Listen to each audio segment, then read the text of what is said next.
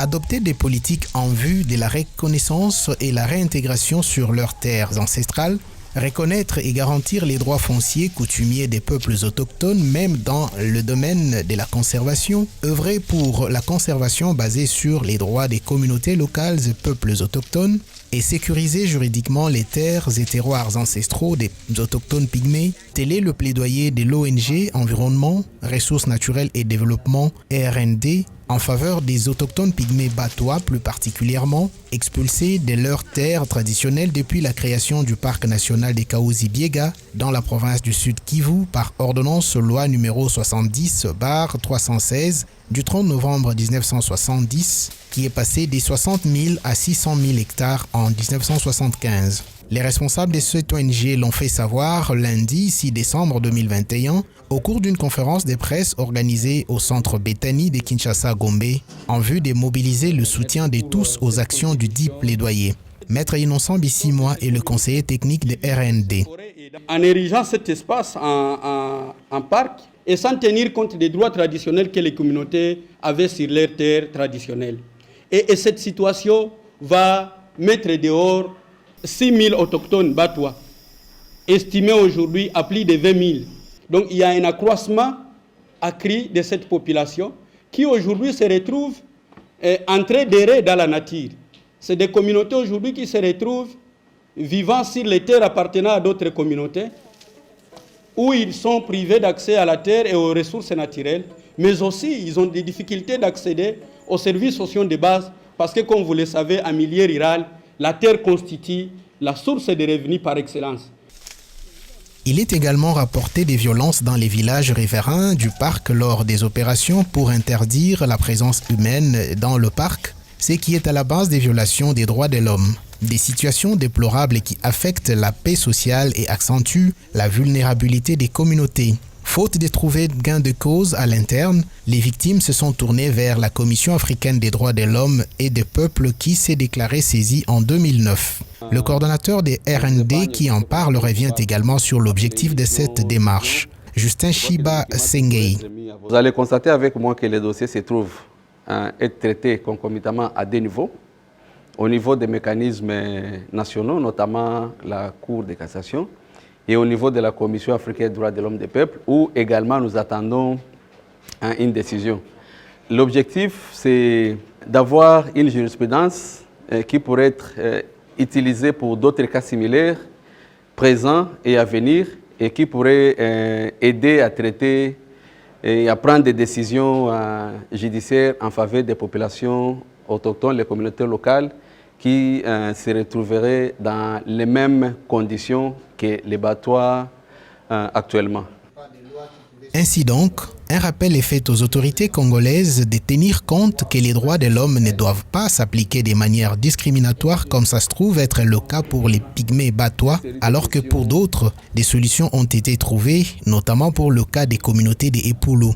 Les responsables de RND qui redoutent un déni de justice espèrent voir la demande de ce peuple satisfaite, à savoir la réintégration dans leurs terres traditionnelles ou la relocalisation dans les terres qui répondent aux mêmes critères que les leurs afin de retrouver leur vie naturelle et contribuer ainsi à la conservation de la nature.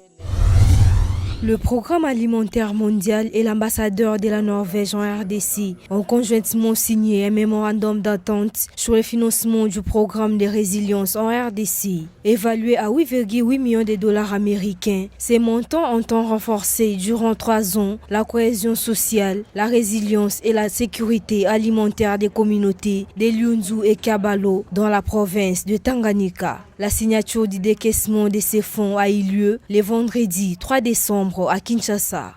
Cette nouvelle tranche de financement norvégien s'élève à 8 800 000 $, fera vraiment une réelle différence dans la vie de plus d'une centaine de milliers de personnes à Tanganyika. Donc pour cela, nous sommes très contents et nous sommes très fiers d'être amis et partenaires choisis par la Norvège pour soutenir le peuple congolais et en particulier celle de la région de Tanganyika. Ces financements alloués pour 3 ans, soit de 2022 à 2024, attendent également stimuler l'économie de la région à travers des activités telles que l'agriculture, les commerces, la pêche, l'élevage, ainsi que des associations d'épargne et de crédit. Pour ces organismes internationaux, cet acte de charité n'entend s'arrêter là. Nous pensons que de notre côté, nous n'allons pas vous décevoir. Nous allons utiliser à bon escient ces financements et continuer à appuyer les populations de Kabalo, de Nyonzou, qui ont vraiment besoin de ces appuis. Et j'espère que cette collaboration va continuer et qu'elle pourra aller au-delà du Tanganyika. Depuis son arrivée en janvier, l'ambassade suit de près le développement économique, social et sécuritaire de la RDC. Le pays a été ajouté à un groupe sélectionné des pays partenaires pour la coopération au développement. Dans ces partenariats, la Norvège contribue chaque année jusqu'à 104 millions de dollars américains aux efforts de stabilisation et de développement à RDC.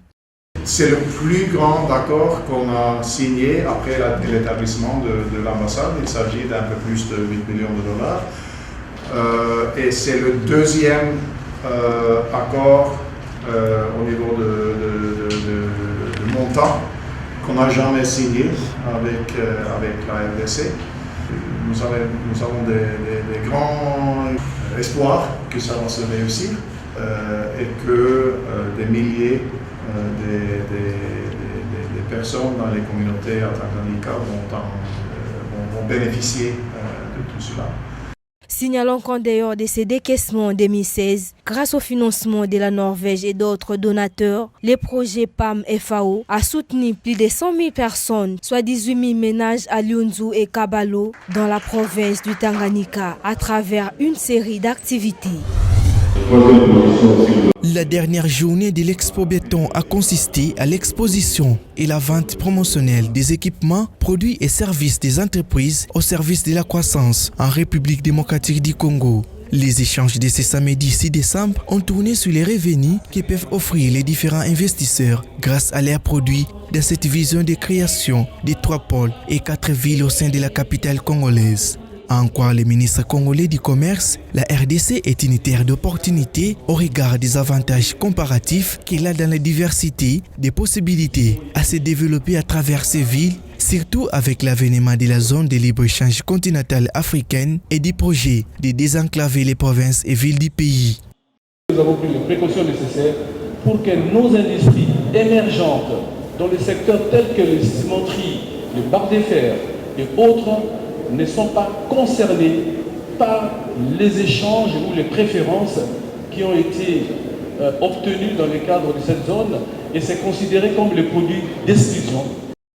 Le ministre congolais de l'Industrie a, à la clôture de cette exposition, attiré l'attention des participants sur la nécessité d'améliorer les systèmes économiques du pays en insistant sur l'essence de la planification des villes et des projets directeurs d'industrialisation, des programmes qui prévoient le développement du pays. Il y a la zone économique spéciale de Maluku que nous sommes en train de développer et dont les espaces sont déjà achetés à 80% par les investisseurs ou les entrepreneurs qui vont y installer effectivement des unités industrielles. Ces unités industrielles qui vont être installées à Maluku vont permettre aux gens de quitter les centres-villes ici, d'aller habiter. Parce que si on a 5 000 employés là-bas, avec la solidarité africaine, 5 000 employés, ça veut dire autour de 50 000 personnes. Nous pourrions attirer dans les 5 prochaines années 50 000 personnes qui vont vivre autour de la zone économique spéciale de Maluku en ayant de l'emploi parce que dans la zone, il y a plusieurs filières. Il y a la filière industrielle, il y a la filière administrative, il y a la filière immobilière. La RDC dispose de beaucoup d'avantages compétitifs dans les secteurs agro-industriels et miniers. En même temps, la main-d'œuvre y est moins chère avec les réformes d'incitation fiscale. Il convient de noter qu'à ce jour, la capitale congolaise compte plus de 15 millions d'habitants et cette croissance démographique nécessite une grande réflexion. À la fin de la cérémonie, plusieurs prix ont été remis aux étudiants et la société Stratimo a, dans un tirage de la tombola, gratifié des participants des parcelles. Rendre compte de l'arsenal juridique que dispose le pays dans les domaines de l'agriculture, la pêche et l'élevage, qui datent de l'époque coloniale. Chercher la reformulation et la mise à jour de ces lois en vue de combler les lacunes qui persistent dans ces secteurs sur le plan juridique. Tels sont le but poursuivi de l'atelier organisé à Kinshasa du 2 au 3 décembre par les réseaux des communicateurs de l'environnement avec l'appui de la Fondation Konrad Adenauer et c'est après la compilation des textes légaux de l'époque coloniale jusqu'à ce jour par les cabinets Delft Auguste élaborés dans un recueil juridique sur la sécurité alimentaire en RDC. Vous savez que notre pays ne souffre pas de textes. Les textes existent depuis la colonisation jusqu'à ces jours. Lors de cet atelier, par exemple, nous avons appris que la plupart des textes ont vieilli et qu'il est important que nous puissions aujourd'hui revisiter certains d'entre eux et les mettre à jour. Je salue le travail qu'a fait le cabinet Delft Auguste qui a produit ces recueils, qui est très important, qu'il faut vulgariser. C'est ces recueils qui reprend pratiquement tous ces textes, on va dire vieux, mais aussi actualisés. Les coordonnateurs adjoints des réseaux des communicateurs de l'environnement estiment que le non-développement de notre agriculture est lié par le manque de volonté de l'application de nos textes par nos autorités politiques.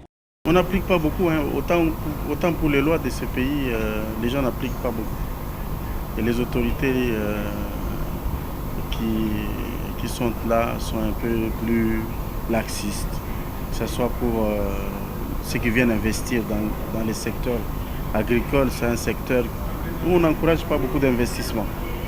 D'ailleurs, au niveau du budget national, on n'avait qu'à regarder la ligne qui est réservée à ce secteur-là. C'est pour montrer déjà, on peut dire, une négligence qu'il y a d'une certaine manière. Lors de cet atelier, il y a eu l'intervention des différents acteurs dans les domaines de l'agriculture, la pêche et l'élevage. Présent dans ces assises, Dodé Biakia, médecin vétérinaire, a exposé sur l'engagement pour un élevage durable en RDC, où il a expliqué le rôle majeur que joue ce secteur dans les objectifs de développement durable d'un pays dans sa croissance économique, mais également dans le développement de l'être humain. Dans ce cadre de cet atelier qu'a organisé la Fondation Konrad, nous avons voulu échanger l'expérience avec les participants pour voir comment nous pouvons nous engager dans une activité d'élevage pour qu'elle nous permette de nous développer, faire face à tous les problèmes que nous avons. Comme vous le savez, l'élevage assure la sécurité alimentaire et permet qu'on puisse lutter contre la malnutrition, contre la sous-alimentation, donc elle assure la sécurité alimentaire, mais également les revenus qu'on peut tirer de l'élevage peuvent permettre à la communauté, le plus souvent les communautés qui vivent dans des zones rurales, les petits producteurs, ils ne vivent qu'avec l'élevage.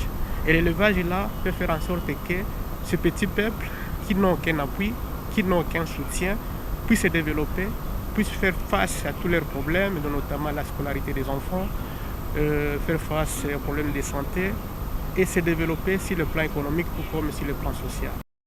Rappelons que la Fondation Konrad Adenauer en RDC, dans le cadre de la mise en œuvre des activités du projet Un seul monde sans fin, financé par le ministère allemand de la coopération au développement, a demandé au cabinet Delft Auguste d'élaborer un recueil de textes légaux en matière de sécurité alimentaire. Ici après, le plaidoyer des réseaux des communicateurs de l'environnement en RDC.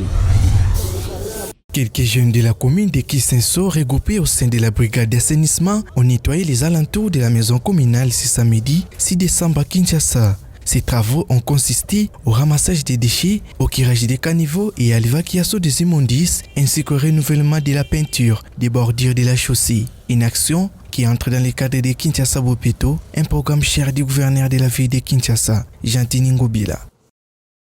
La commune est enfermée par des érosions, donc on ne sait pas aller balayer dans les érosions. Mais nous travaillons là où il est possible de travailler. Donc devant la commune, vous savez, c'est le miroir. Donc il faut commencer par arranger là-bas. Puis demain ou après-demain, on sera dans des grands marchés pour essayer un peu de mettre l'assainissement, de faire l'assainissement dans des grands marchés, des endroits où il y a une forte influence de la population. L'objectif est de mettre Kisenso hors de tout ce qui est insalubrité. Donc c'est ce que nous sommes en train de faire. Nous ne sommes qu'au début, bien sûr. C'est vrai que 3 semaines, mais on peut considérer ça comme on est au début. Donc le travail continue. Pour ces jeunes, Kinshasa Bopeto est une affaire de tous. Cette brigade nouvellement installée a profité de l'occasion pour inviter les autorités de la commune et de la ville à l'équiper avec des outils de travail adéquats afin de les mettre à l'abri des microbes et autres accidents. Nous travaillons avec les moyens de bord, avec une trentaine de personnes, avec le peu de moyens de bord que nous avons, c'est ce qui nous permet de travailler. Donc pour arriver aux 17 quartiers, il faut avoir des moyens matériels, des moyens humains, ce que nous n'avons pas. C'est pourquoi nous lançons un appel aux autorités de pouvoir nous accompagner. Si on nous accompagne, on mettra la propriété partout où nous sommes. Voilà. Nous avons des petits seaux, on ramasse et puis on les jette là où on peut, dans des dépôts, dans des dépôts des immondices en fait. Tout en saluant l'implication des jeunes venus de tous les 4 coins de la commune dans ces travaux d'assainissement, la maison communale a loué l'engagement de chacun des membres. Les organisateurs ont invité les habitants de la commune à faire preuve de l'hygiène publique en assainissant leur environnement, leur désaventure, afin d'être à l'abri des problèmes de santé.